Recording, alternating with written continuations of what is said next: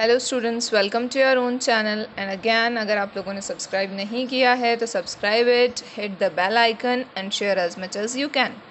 Okay, तो अब हम लोग स्टार्ट करते हैं। हमने टाइप्स ऑफ रिएक्शंस तो पढ़ ली थी सारी की, कितने टाइप्स ऑफ रिएक्शन है, किस रिएक्शन में क्या होता है। अब हमारे पास 2 पॉइंट बच जाते हैं हमारी एनसीईआरटी के अकॉर्डिंग। एक बच जाता है कोरोजन और दूसरा है रेंसिडिटी। तो देखो कई बार क्या होता है, हम लोग रस्टिंग और कोरोजन से कंफ्यूज हो जाता है। हम लोगों को लगता है कि रस्टिंग और कोरोजन एक ही चीज़ है, जबकि ऐसा नहीं होता है। रस्टिंग एक टाइप है कोरोजन का।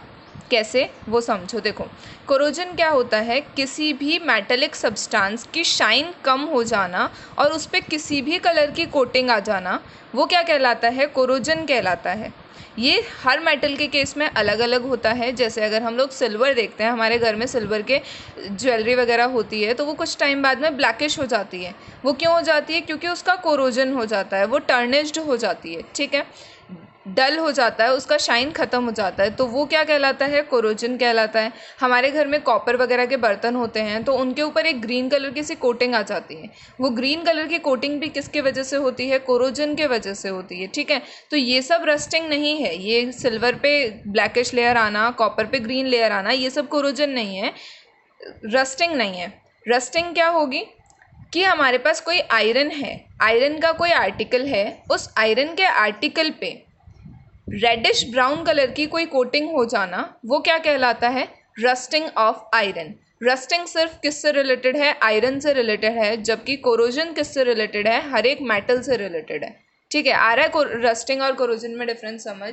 कोरोजन किसी भी मेटल के ऊपर एक डल लेयर आ जाना होता है, जबकि रस्टिंग सिर्फ आयरन के आर्टिकल्स के ऊपर रेडिश ब्राउन लेयर का डिपॉजिट हो जाना होता है, ठीक है। कोरोजन और रस्टिंग दोनों को ही प्रिवेंट करने के लिए हमारे पास क्या रास्ते हो सकते हैं, कैसे हम लोग इसको प्रिवेंट कर सकते हैं? तो क्या होता है, हम उसकी ऑयलिंग कर सकते हैं, ग्रीजिंग कर सकते हैं, कोई ऐसे मेटल की कोटिंग कर सकते हैं जो इजीली कोरोड ना होता हो, पेंट कर सकते हैं। ये सब चीज़ें होती है। जैसे आयरन के जो आर्टिकल्स होते हैं, हमारी रेलिंग वगैरह होती है घर में, कहीं भी कोई आयरन का ऑब्जेक्ट होता है, उसको हम लोग कलर करके रखते हैं ताकि क्या हो, रस्टिंग का प्रोसेस कम से कम हो। तो एक बार हम लोग देख लेते हैं इसकी डेफिनेशन क्या है। When metals get exposed to substance like air, moisture, acid, etc., then their shine starts disappearing and they get tarnished and becomes dull due to metal oxides. क्यों? मेटल से ऑक्सीजन रिएक्ट करेगा जो air में present है, और वो क्या बना लेगा? मेटल ऑक्साइड की coating. This is called corrosion. तो ये मेटल ऑक्साइड की कोटिंग होने की वजह से वो डल हो जाता है, इसी को हम लोग क्या बोलते हैं? Corrosion. Black coating on silver and green coating on copper are examples of corrosion. Corrosion के examples हो गए सिल्वर और कॉपर पे ग्रीन और ब्लैक कोटिंग होना। नेक्स्ट आता है formation of reddish brown layer on metal surface is called rusting of iron. Rusting of iron क्या होता है? किसी भी आयरन के आर्टिकल पे रेडिश ब्राउन लेयर का डिपॉजिट हो जाना रस्टिंग ऑफ आयरन होता है। फैक्टर्स कौन कौन से फेवरेबल हैं कोरोजन और रस्टिंग के लिए, वो हमने देख ही लिए। एयर हो गया, मॉइस्चर हो गया और एसिड्स वगैरह हो गए, ठीक है। लास्ट टॉपिक हमारे चैप्टर का वो है रेंसिडिटी। अब रेंसिडिटी क्या होता है? देखो मेटल्स का खराब होना, डल होना, वो क्या कहलाता है? कोरोजन। अब ये जो रेंसिडिटी है, ये किससे रिलेटेड है? हमारे फूड आइटम्स से रिलेटेड है। फूड में क्या प्रेजेंट होता है? Fats and oils. तो फैट्स और ऑयल्स का ऑक्सीडेशन हो जाना क्या कहलाता है? रेंसिडिटी कहलाता है, ठीक है। और जब भी किसी फैट और ऑयल का ऑक्सीडेशन हो जाता है तो उसमें से एक गंदी सी स्मेल आने लग जाती है, फोल स्मेल आती है। तब हमें पता चल जाता है कि जो हमारा खाना है वो क्या हो चुका है? रेंसिड हो चुका है, मतलब अब वो खाने जैसा नहीं बचा है। तो इसकी भी हम लोग एक बार डेफिनेशन देख लेते हैं, क्योंकि आप लोग के क्वालिटी शायद क्लियर नहीं आती है यूट्यूब पे अपलोडिंग के वजह से, तो मैं बोल देती हूँ, आप लोग ध्यान से सुन लो।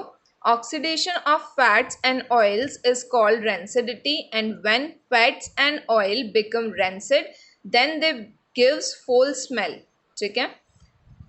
अब देखो रेंसिडिटी हो रही है, जैसे कोरोजन को प्रिवेंट करने के लिए हम लोग किसी चीज़ की लेयर की कोटिंग कर देते हैं, उसके ऊपर पेंट वगैरह कर देते हैं, पर खाने पे तो पेंट नहीं कर सकते। तो इसमें क्या किया जाता है? इसको रेंसिडिटी से बचाने के लिए हम लोग क्या करते हैं? कुछ एंटीऑक्सीडेंट्स ऐड करते हैं। एंटीऑक्सीडेंट्स क्या होते हैं? ऐसे सब्सटेंसेस जो कि ऑक्सीडेशन होने से उसको प्रिवेंट करते हैं सब्सटेंस को। कुछ ऐसे सब्सटेंसेस होते हैं जो ऑक्सीडेशन को रोकते हैं, उसे हम लोग क्या बोलते हैं? एंटीऑक्सीडेंट्स, ठीक है। तो देखो जैसे हमारे चिप्स वगैरह के पैकेट आते हैं तो हम लोग क्या देखते हैं कि उसमें चिप्स से ज़्यादा तो नाइट्रोजन गैस भरी हुई होती है। वो नाइट्रोजन गैस डालना भी ज़रूरी होता है। क्यों?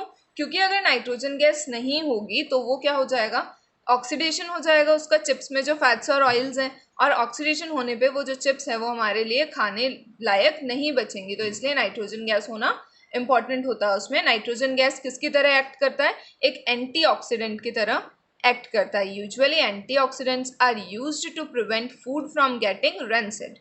अब एंटीऑक्सीडेंट्स हमने एक नया वर्ड यूज किया है तो इसका मतलब देख लेते हैं, सब्सटेंसेस विच प्रिवेंट ऑक्सीडेशन। इसका एग्जाम्पल एंटीऑक्सीडेंट्स का दैट इज नाइट्रोजन गैस, जो कि किस में फिल्ड होती है, हमारे चिप्स पैकेट्स में। ठीक है, इसके साथ हमारा चैप्टर 1 खत्म हो चुका है। नेक्स्ट हम लोग केमिस्ट्री ही कंटिन्यू करेंगे, हम लोग बार बार चेंज नहीं करेंगे। पहले केमिस्ट्री स्टार्ट की है तो नेक्स्ट चैप्टर भी हम लोग एक बार केमिस्ट्री का ही लेंगे। नेक्स्ट वीडियो में मैं आपको कुछ क्वेश्चंस दूंगी, जिन क्वेश्चंस के आंसर आप लोगों को खुद को करने का ट्राई करना है।